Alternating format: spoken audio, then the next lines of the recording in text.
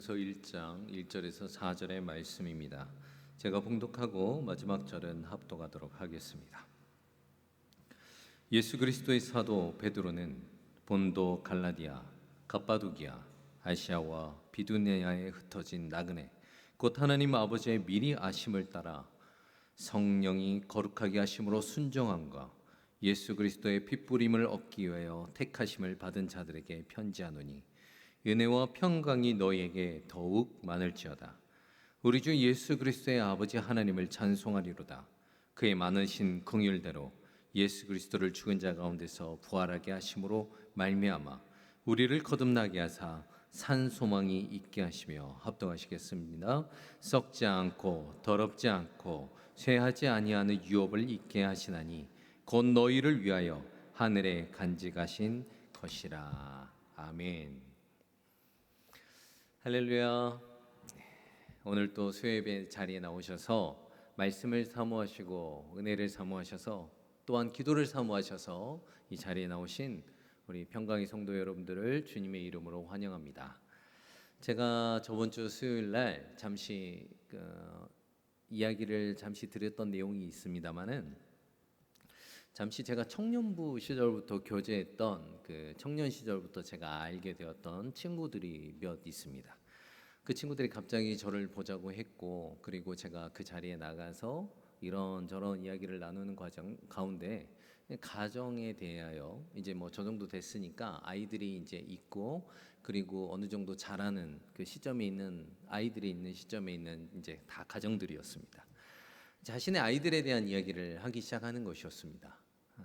한 친구가 자신은 아이들이 뭐 이제 성도의 관점에서 이렇게 이야기를 하는 것입니다. 특별한 무슨 사명을 받아서 목회자로 아니면은 선교사로 보내는 것을 원하는 것이 아니라 그냥 소박하게 교회 다니고 소박하게 교회 봉사 활동 잘하고 뭐 그리고 소박하게 잘 뭐 하나님의 정하신 뜻에 따라서 헌금 생활 잘하고 뭐 이것만 잘 유지해도 좋겠다. 유나, 나는 그렇게 살아가는 게 내 소망이야. 이제 딸이 10살인데 중고등학교 가면 나는 교회를 안 나가겠다라고 선포할까봐 두렵다. 어떻게 해야 될까? 이런 이야기를 하더라고요. 제가 왜냐고 물어봤습니다. 너 정말로 믿음의 가정에서 이거 믿음의 대를 계속 이어오는 가정이었고 아버님도 장로님이시고 그리고 모든 집안이 다 믿는 집안이어서 너 믿음의 명문 가정을 잘 이뤄가고 있는데 왜 그런 고민을 하느냐라고 하니까 이 세상을 보면은 소망이 없다는 것입니다. 물론 그 친구는 굉장히 번듯한 좋은 기업에 또 직장을 다니고 있는데 자신도 언제 잘릴지도 모르고 그리스도인으로서 살아가야 하는데 이 세상을 바라보면 다 돈이라는 것입니다. 모든 것이 능력이고 모든 것이 인본주의인데 이 소망 없는 세상에서 내 자녀에게 어떤 복음적인 희망을 전할까? 전파하고 소망을 전할 수 있을까라는 생각이 든다라는 것이죠. 그래서 교회를 쳐다보면 어떠냐? 교회를 쳐다봐도 그래도 자기 때는 부모를 따라서 믿음의 선후배를 따라서 교회도 나가고 뭐 즐겁게 놀기도 하고 저희 때는 뭐 청년부 끝나면은 뭐 볼링도 치고 막 떡볶이도 먹고 막 이랬던 이 금요철야가 너무나도 기다려지는 세대였습니다.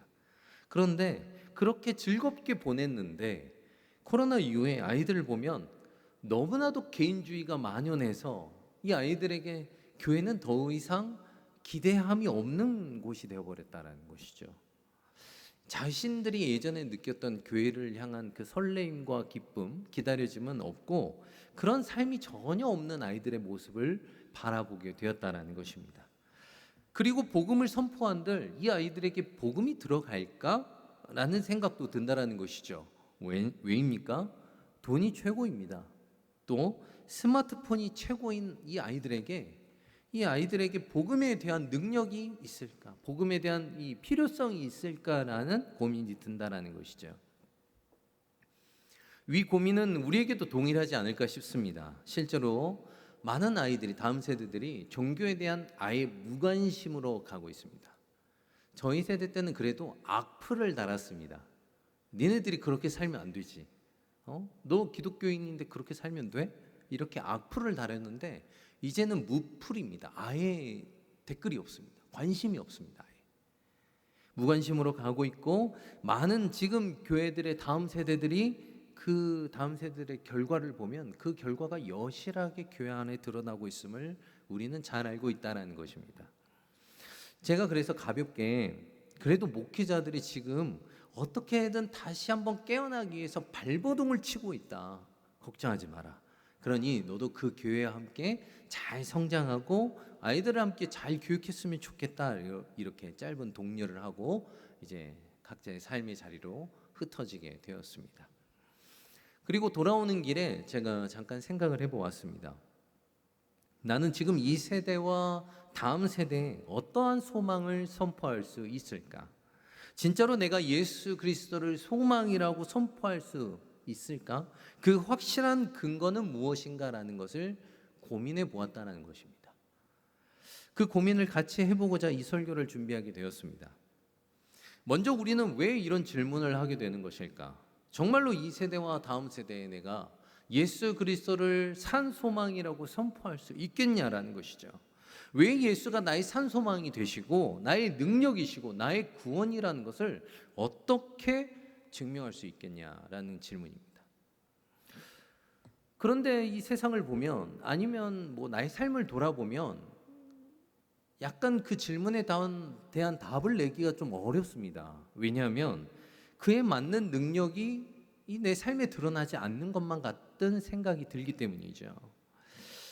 왜 이렇게 우리는 질문을 하게 되는가? 답이 아닌 질문을 하게 되는가라고 하면 먼저 자신이 속해 있는 곳을 자꾸 헷갈려 하기 때문입니다. 우리는 이 세상에 살면서 동시에 어떠한 자입니까? 바로 천국 백성으로서의 삶을 사는 자들입니다. 이 세상에 살지만 동시에 천국 백성의 삶을 누려야 함에도 불구하고 이 세상에 속해 있기에, 아니면 천국 백성이란 것은 마치 무엇인가 죽어서 이루어지는 것이라고 생각하기에 이것을 추상적으로 생각하게 됩니다. 우리 아이들도 똑같이 생각하겠죠. 마치 죽어야 이루어지는 세상, 천국, 가는 곳, 이렇게 생각하는 것입니다. 그런데 아이들이 그것에 대한 생각을 할 수 있는 나이겠습니까? 죽음에 대한 인식이 전혀 없는 나이기 때문에 이 아이들은 점점 멀어진다는 것이죠. 제가 성도님들께 질문을 드려보겠습니다. 사랑하는 성도 여러분, 여러분은 지금 어디에 속해 있다라고 생각이 드십니까? 내가 하나님께 속해 있다라고 말하고 싶지만, 천국 백성입니다 라고 말하고 싶지만 하나님께 속해 있다 말하기가 쉽지 않은 세상입니다.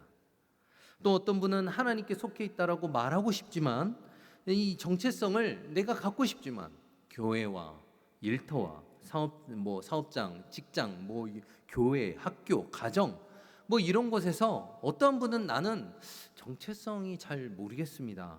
이렇게 하실지도 모르겠고, 또 어떤 분들은 나는 아무데도 속한 데가 없습니다. 이렇게 하나님과 잘 어울리지 않습니다라는 표현이 들지도 모르겠습니다. 그런데 이것은 누구 한 개인이 겪고 있는 고난이요 생각이 아니라 이 사회 모두가 겪고 있는 현실입니다. 기독 청년들을 보십시오. 비전 갖고 있는 친구들이 많이 보기 어렵습니다. 다음 세대들은 귀를 닫았습니다. 어른 세대들은 당장 현실과 미래를 걱정해야 되는 이 가운데 서 있습니다. 100세 시대이니까 나의 은퇴 시기와 더불어 나는 어떻게 미래를 살아야 되나라는 걱정이 내 앞에 서 있습니다. 이 가운데 나는 누구이며 나는 어느 곳에 서 있는가라는 생각이 들 수 있다라는 것이죠. 그런데 이런 상황이 단순하게 우리 시대의 문제였을까라는 것입니다. 오늘 본문인 베드로전서에서도 이렇게 정체성을 헤매는 자들이 등장을 합니다. 오늘 베드로 사도는 이러한 정체성을 찾는 이들에게 편지를 쓰게 됩니다. 오늘 보시면 1절에 보시면은 흩어진 나그네라는 표현을 베드로는 쓰게 됩니다. 베드로는 자신의 첫 번째 편지 베드로전서에서 교회와 그리스도인을 향하여 이 세상에 살지만 이 세상에 속하지 않는 그 천성을 향해 나아가는 자라는 표현을 쓰면서 나그네라고 칭합니다.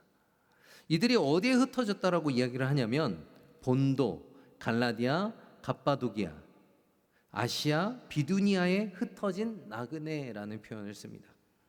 이 지명들은 지중해 동쪽과 흑해 남쪽에 위치한 소아시아의 지역을 말합니다. 지금으로 말하면 터키의 북부의 산간지방에 해당되는 지역을 말하는데, 이곳에 로마의 황제가 있었을 때 총독 플라니우스가 편지를 씁니다. 황제에게 편지를 쓰는데 그리스도인들이 너무나도 많아서 놀랍습니다라는 편지를 씁니다. 그럴 만큼 이 본토에 유대인들이 살고 있었던, 이스라엘의 유대인들이 살고 있었던 것이 아니라 그리스도인들이 대거 이동을 하였다는 것을 역사적으로 우리가 볼 수 있습니다. 그만큼 흩어진 자들이 많았다는 것이죠. 이들을 지칭하는 이 유명한 단어가 바로 디아스포라입니다. 디아스포라, 들어보신 적이 있으실 건데, 흩어짐을 통해 씨를 뿌린다라는 의미를 갖고 있습니다. 당시 팔레스타인의 본토 유대인이 100만 명이었습니다. 이 본토에 살고 있는 유대인이 100만 명인데 디아스포라의 유대인이 200에서 400만 정도 되었다라고 합니다. 그러니 얼마나 많은 사람들이 흩어져서 살았는지 우리가 알 수가 있는 것이죠. 그런데 이들의 정체성이 이 디아스포라의 뜻처럼 흩어져서 뿌려지다, 이 뜻처럼 정체성이 바로 나그네입니다. 나그네. 자, 이 흩어지고 뿌려지려면 어떻게 해야 됩니까? 바로 흩어지고 뿌려지려면 열심히 퍼져야 되겠죠. 씨처럼 열심히 퍼지려면, 또 씨를 뿌려서 열매를 맺으려면 그들이 어떻게 해야 됩니까? 뿌리를 내려야 됩니다. 그러니 이들이 다른 것이 아니라 하나님 나라의 뿌리를 내린 자들이다. 하나님 나라의 뿌리를 갖고 있는 자들이 바로 이들이 이 디아스포라의 정체성을 가진 나그네의 모습이었다라고 우리는 생각해 보면 좋을 것 같습니다. 이 하나님의 나라의 정체성을 가진 자들은 이 땅에 시선을 두지 않습니다. 나그네의 삶을 살아야 하고, 그리고 하나님의 나라의 뿌리를 두고 살아야 되지만, 이 말의 의미처럼 나그네 하면 어떠한 의미가 이 느낌이 드십니까? 좀 떠돌아다녀야 되고, 뭔가 쓸쓸하고 정착되지 않고 이런 것처럼 이 단어가 주는 이미지 같은 슬픈 삶을 살아야 됐던 사람들이 바로 이 사람들이었습니다. 실제로도 나그네 같은 삶을 살아야 됐습니다. 이들은 삶의 터전에서 쫓겨나 외지 생활을 했었고, 외지로 살아간다는 것은 근데 쉽지 않은 문제라는 건 다 아실 것입니다. 새로운 곳에서 적응도 해야 되고 그곳에 자기만의 공간을 만들어야 되는 어려움이 있습니다. 더욱이 지금은 이사나 이런 것을 좀 자유롭게 할 수 있지만, 저도 이제 노량진에서 이쪽 쌍문동으로 이사 왔을 때 이사 업체 불러가지고 좀 그래도 쉽게 이사를 올 수 있었지만, 뭔가 새로운 곳에서 가면 긴장이 됩니다. 괜히 와서 말 한마디 걸어주면 친절로 하는데 이 사람 왜 이러나 이렇게 쳐다보기도 하고 그랬던 것 같습니다. 당시 익숙하지 않는 곳에 간다라는 것은 마음을 좀 불편하게 합니다. 어렵게 하는 것이 당연하죠. 그리고 이러한 생활이 길어지면 길어질수록 자꾸 정착하지 못하고 도망다니고 흩어지고 돌아다닐수록 자신의 정체성에 대하여, 상황에 대하여 한탄하고 불평불만이 있을 수밖에 없을 것입니다. 이런 마음을 갖는 것은 어쩌면 당연한 것이죠. 내가 정말 그리스도인이 맞나?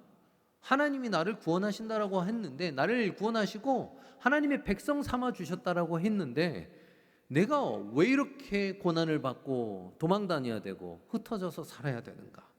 나는 이곳에서 어떠한 정체성으로 다른 정체성을 가진 자들과 함께 지내야 하는가? 이렇게 고민이 많이 들 것이었다라는 것이죠. 그러나 오늘 본문 베드로는 정확하게 이야기합니다. 너희의 정체성은 하나님 아버지의 미리 아심을 따라 택하심을 받은 자들이다. 하나님 아버지의 미리 아심을 알았다. 그리고 너희들은 택하심을 받은 자들이다라고 이야기를 합니다. 세상은 흩었습니다. 그들을 흩었고 정체성을 잊어버리기 위하여 핍박을 했지만, 하나님은 그들을 택하신 자라고 부릅니다. 정체성을 알려주는 본문인 것이죠. 베드로가 이렇게 강력하게 정확하게 말할 수 있는 이유가 무엇입니까? 바로 그가 확신하는 것이 있었고, 그는 증거를 내밀 수 있었다는 것이죠. 그것이 무엇입니까? 베드로는 말씀을 바탕으로 권면하기를, 그들은 잊혀진 존재가 아니다라는 것입니다. 창세전부터 이미 하나님께서 미리 아심을 따라 너희들을 택했고, 그리고 너희는 택하심을 받은 자들이다라고 이야기를 했다라는 것이죠. 세상은 그들을 잊혀진 자들이라 말했고, 세상은 그들을 약소 국민이라고 말했고, 세상은 그들을 흩어진 자들이라고 이야기를 했지만, 하나님의 나라의 관점에서는 그들은 택한 자들이요, 그리고 하나님의 사랑을 받은 자들이다라는 것을 오늘 베드로는 오늘 본문을 통해서 정확하게 알려주고 있습니다. 너희의 흩어져 사는 것은 너희의 실패나 무능력함의 결과가 아니라 하나님의 성부의 미리 아심을 따라서 성령의 거룩하심 안에서 예수 그리스도의 피 부르심을 얻기 위해, 그리고 택함을 받기 위해 너희들이 흩어져 살게 되었다라는 것을 정확하게 알려주고 있다라는 것입니다. 그러니 우리는 어디에 있는 자들입니까? 바로 하나님의 계획 속에, 하나님의 중심 속에 있는 자들이다라는 것을 오늘 본문을 통해서 알 수가 있다라는 것이죠. 하지만 세상 기준으로는 이상한 소리입니다. 말도 안 되는 소리입니다. 마치 자신을 위로하는 것만 같고, 그리고 자기 위로이자 변명 같습니다. 왜냐하면 세상은 승자의 역사이기 때문이죠. 약자들은 기억도 되지 않습니다. 그러나 베드로는 단호하게 그렇지 않다고 합니다. 가장 위대하신 하나님의 아심과 성령 안에서 은혜를 입은 자들의 그 하나님의 부르심을 받은 자들이며 택하심을 받았다라고 이야기를 합니다. 이는 우리가 태어나기 전, 즉 창세로부터 우리를 향하신 하나님의 계획하심과 인도하심이 있었다는 말이며, 우리의 삶 속에서 성취되고 이뤄가는 그 역사가 바로 하나님의 섭리다라는 것입니다. 이 얼마나 우리에게 소망이 되는 말씀입니까? 이 얼마나 우리에게 위로가 되는 말씀입니까? 하지만 현실은 너무나도 어렵습니다. 이 말씀이 잘 기억나지가 않아요. 우리의 인생의 모든 상황을 이해하기에는 굉장히 이 말씀을 이해하기 어렵습니다. 우리가 제가 여기 물 한 잔이 있지만 이렇게 물 한 잔을 먹고 하늘을 쳐다보면서 주님 감사합니다, 또 물 한 잔 먹고 하나님 주님 감사합니다, 이렇게 살 수는 없지 않습니까? 너무 고난이 오고 힘들면 주님을 바라보는 것조차 힘든, 고개조차 들기가 힘든 것이 우리의 삶입니다. 그러나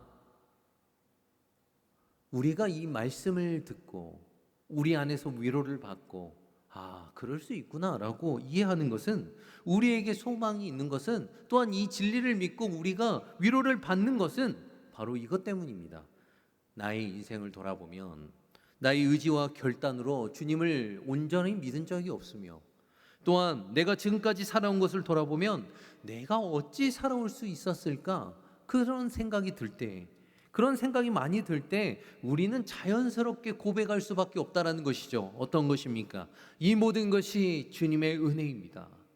주님이 나에게 은혜 주셔서 지금까지 내가 살아왔습니다. 이 모든 것이 주님의 인도하심입니다 라고 고백할 수밖에 없다라는 것입니다. 그래서 우리가 작지만, 어쩌면 이 세상의 교회들이 약해져 가는 것만 같지만, 우리가 하나님 안에서 기대하고 기뻐하고 살아가는 것은, 이 살아가는 내 삶의 모든 영역이 내가 살아가는 영역이 아니라, 이 세상도 그래서 우리를 판단할 수가 없기 때문에, 그리고 세상도 우리를 잊히게 할 수가 없기 때문에 우리는 오늘도 주님 안에서 소망을 가지고 살아갈 수가 있는 것이죠. 사랑하는 여러분, 여러분은 잊혀진 존재가 아닙니다. 하나님께서는 여러분을 부르시고 아시고 지금도 동행하고 계십니다. 그것을 믿으십니까? 우리가 나이가 들면 들수록, 그리고 경제적인 능력이 부족해지면 부족해질수록, 삶의 관계 안에서 내 삶이 타인과 정리가 되면 될수록 우리는 밀려나고 잊혀진 자가 아니라, 성경은 우리에게 말하기를 하나님은 너를 사랑하시고 계획하시고 너를 기억하고 부르신다라고 말합니다.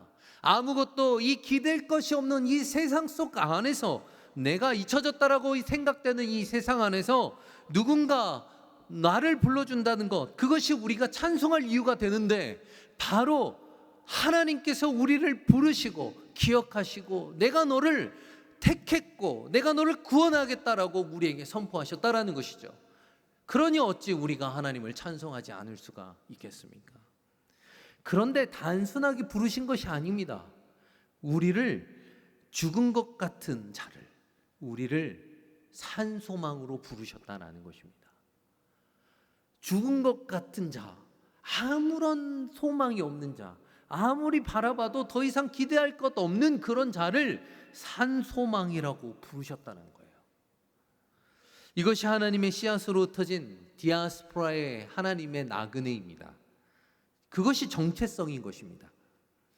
다시 단순하게 말하면 산 소망, 죽지 않는 소망, 그것이 살아있어서 무엇인가 역사를 하게 하는 그 소망이 누구에게 있다라고요? 우리에게 있다는 것입니다.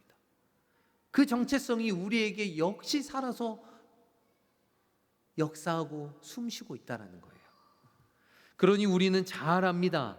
이 소망이 죽지 않고 썩지 않고 쇠하지 않는다는 것을 잘 압니다. 세상의 노래처럼 어디 그냥 갔다가 왔다가 어디로 가는지도 모르는 그런 노래 같은 삶이 아니라 우리가 어디에서 왔고 어디로 가는지 아는 나그네의 모습으로 사는 자들의 모습입니다. 그런데 우리가 그 소망을 어떻게 품을 수 있어요? 우리가 무엇이 간데 그 희망을 가질 수 있습니까? 바로 예수 그리스도께서 우리를 향해 부활해 주셨기 때문입니다. 그 부활하심을 말씀으로 우리에게 보여주셨기 때문이에요. 제가 우리 고등부 친구들과 이야기하는 것이 있습니다. 너 보이지도 않는 하나님 어떻게 믿을 수 있냐? 어떻게 하나님을 믿는다라고 할 수 있겠냐?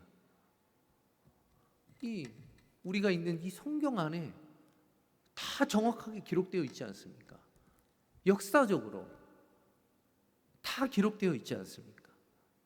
정확하게 기록되어 있기 때문에 우리에게 이걸 정확하게 명확하게 보여주셨기 때문에 예수님이 이 죽음을 이기시고 부활하시고 우리에게 소망을 주셨기 때문에 우리는 살아있는 소망을 가질 수가 있다는 것이죠. 그냥 단순하게 나 예수님 믿어? 그러니까 난 부활할 거야? 소망을 가질 거야? 나는 천국 백성이야? 이러는 게 아니라는 것입니다. 정확한 하나님의 말씀을 바탕으로 우리는 고백할 수가 있는 것입니다. 그러니 우리는 소망을 품을 수 있습니다. 내 건강이 무너져도, 경제적인 상황이 어려워도, 가족과 친구의 관계가 멀어져도, 내 삶이 불확실해 보여도, 어쩌면 세상의 소망이 사라져가는 것만 같아도 예수님이 부활하셔서 살아계시기에 우리는 꿈꿀 수가 있는 것입니다. 살아있는 소망을 품을 수 있는 것이죠. 그러면 어떠한 증거가 있다라고 말씀드렸죠? 우리가 보는 성경을 보시면 됩니다. 우리가 보는 성경, 하나님께서 부활하셔서 다시 오시겠다라고 약속하신, 정확하게 명시하고 있는 그 성경을 본 우리는 믿을 수가 있는 것입니다. 정확한 증거를 내밀 수가 있는 것이죠. 성경은 정확한 역사적 사실 위에 쓰여진 책입니다. 그래서 우리는 성경을 본 자라면, 믿는 자라면 나그네 의식을 그제서야 가질 수가 있는 것입니다. 단순하게 크리스천이라 착하게 살기 위해서 나그네 의식을 갖는 것이 아닙니다. 우리는 하나님의 그 선하신 뜻을 알고 택하신 그 위대하심을 알고 우리 택하심의 하나님의 그 섭리를 깨달을 때 우리는 나그네 의식을 그제서야 가질 수가 있는 것입니다. 이것이 성도의 본질입니다. 본질을 깨달아야, 즉 본질을 알아야 우리가 넘어져도 삶에서 어렵고 힘들고 지쳤을 때 그때도 우리는 다시 일어날 수 있는 힘을 얻을 수가 있는 것이죠. 어디서 얻을 수 있다고요? 말씀에서 얻을 수가 있는 것입니다.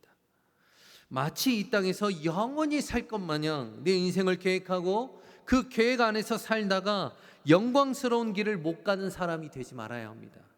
산 소망, 죽은 소망이 아니라 살아있는 소망을 우리는 가져야 합니다. 이것이 성도의 기준이요 우리의 삶입니다. 그런데 우리가 눈에 보이는 것, 경험하는 것을 벗어난 것에 대하여 자유로울 수 있을까? 외적인 것을 누리지 않고 그냥 살 수 있을까라는 질문이 듭니다. 우리는 어떻게 이 화려한 세상 안에서 어떻게 살아야 될까? 그러니 우리는 하지 말아야 되는 것, 그 죄에 관련한 것은 당연히 하지 말아야 되는데, 죄가 되지 않는다라고 한다면 나의 욕망을 그저 억누르며 억제하며 그렇게 살려고 억지로 노력하기보다는 죄의 문제가 아니라면 이 세상을 살아가면서 뭐 문화라든지 아니면 즐거움을 최대한 누리되 대신 적극적이고 자발적인 삶을 위해서 노력하는 나그네의 챌린지 같은 삶을 살아가는 것을 저는 추천하는 바입니다. 나그네 챌린지 같은 삶을 살아봐야 된다고 생각합니다. 나그네 챌린지가 도대체 무엇인가? 나그네 챌린지라는 것은 바로 내가 이 땅에 소망을 두지 않는 것, 바로 생명을 위해서 살고 생명을 위해서 흘려보내는 삶을 의미합니다. 생명을 위해 산다라는 것은 적극적이지 않고는 할 수가 없습니다. 이것은 나의 기질과 성향과는 아예 다른 이야기입니다. 어떤 분은 나는 적극적이어서 아니면 나는 소극적이어서 다른 사람을 돕는 모습이 달라지는 것이라고 이야기를 합니다. 나는 소극적이어서 잘 못해. 남 돕는 거 잘 못해. 나는 적극적이어서 그래도 남 돕는 거 잘하지. 이런 문제가 아닙니다. 남을 위해서, 그 생명을 위해서 산다라는 것은 이런 문제가 아니에요. 남을 보니까 소극적이고 남을 보니까 부정적인 것이 떠올라서 우리는 멈추게 되는 것이지, 나의 기질과 나의 성격 때문에 멈추게 되는 것이 아니에요. 생명을 바라본다라는 것은 나의 모습을 바꿀 수 있는 가치를 얻었다라는 그 깨달음이 있는 모습입니다. 생명을 바라보십시오. 생명을 바라보고 그곳에 생명을 흘려보내십시오. 그러면 그 사람은 은혜를 아는 자의 모습입니다. 사랑을 기억하는 것입니다. 어떠한 사랑을 기억하시는 것입니까? 바로 하나님의 사랑을 기억하는 것입니다. 제가 윤동주 시인의 십자가는 시에서 이런 글귀를 본 적이 있습니다. 첨탑 위에 달린 젊은 예수 그리스도에 대한 이야기를 윤동주 시인은 그 젊은 시절에 고백을 했습니다. 예수님이 왜 십자가에 달려져서 돌아가셨겠는가라는 질문이었습니다. 그것을 시로 풀어냈죠. 왜 예수님께서 십자가에서 달리셔서 돌아가셨을까요? 예수님은 그만큼 사랑하는 존재가 있었다라는 것입니다. 자신의 죽음을 맞바꿔서라도, 생명을 바쳐서라도 내가 저들을 살려야겠기에 죽으셨다라는 거예요. 내가 그런 사랑을 받은 자입니다. 그런 은혜를 받은 자라는 것을 우리는 기억하고 있습니다. 내가 그 은혜에 감격하고 그 은혜를 아는 자라면 자연스럽게 내 죄성과 반대되게 살아갑니다. 남을 위해서 섬기고 흘려보내는 거 쉽습니까? 불가능합니다. 나의 죄성은 불가능해요. 그런데 내가 생명을 바라보는 것, 나의 모습을 그러면서 바꾸는 것, 그것에 대한 가치를 깨닫는 것은 바로 주님이 주신 나에 대한 사랑에 대한 고백이며, 그것에 대한 그 사랑을 기억하는 나의 모습, 나그네의 모습이다라고 생각이 듭니다. 그렇게 생명을 위해서 하는 그 비중을 높이다 보면 우리는 점점 마음의 비중을 세상보다 주님께 맞추고 살 수 있다는 것이죠. 우리가 이렇게 살 수 있는 것은 4절의 말씀을 간직하기 때문입니다. 4절 어떤 말씀입니까? 썩지 않고 더럽지 않고 쇠하지 아니하는 유업을 있게 하시다니 곧 너희를 위하여 하늘에 간직하신 것이라. 우리는 간직하기 때문입니다. 무엇을 간직하기 때문이에요? 하늘의 유업을 받을 상속자를 간직하고 있기 때문입니다. 사랑하는 평강의 성도 여러분, 우리는 어디를 향해 가고 있고 어디에 머물러 있습니까? 만약 세상이 너는 늙었고 너는 쓸모없고 너는 뒤처졌다라고 이야기를 한다면, 세상 안에서 소망이 없다라고 이야기를 한다면 우리는 이렇게 생각해야 될 것입니다. 하나님이 성경에서 정확하게 말씀하셨어. 너는 내가 택한 자요, 나의 자녀요, 산 소망이 있는 자다라고 말씀하셨어. 그 마음을 품고 사시길 소망합니다. 이 말씀을 믿고 이번 한 주를 살아가시는 우리 평강의 성도 여러분들이 되시길 소망합니다. 이번 한 주 나그네의 삶을 한번 살아보십시오. 우리 옆 사람 보고 한번 인사 한번 할까요? 나그네의 삶을 살아봅시다. 나그네의 삶을 살려면 어떻게 살아야 된다라고요? 생명을 살리는 일에 살아야 된다. 더 잘 먹고 더 잘 살고, 요즘은 안 찌기 위해서 안 먹는 희한한 세대가 이제 됐죠. 너무 잘 살기 때문에 그렇지 않습니까?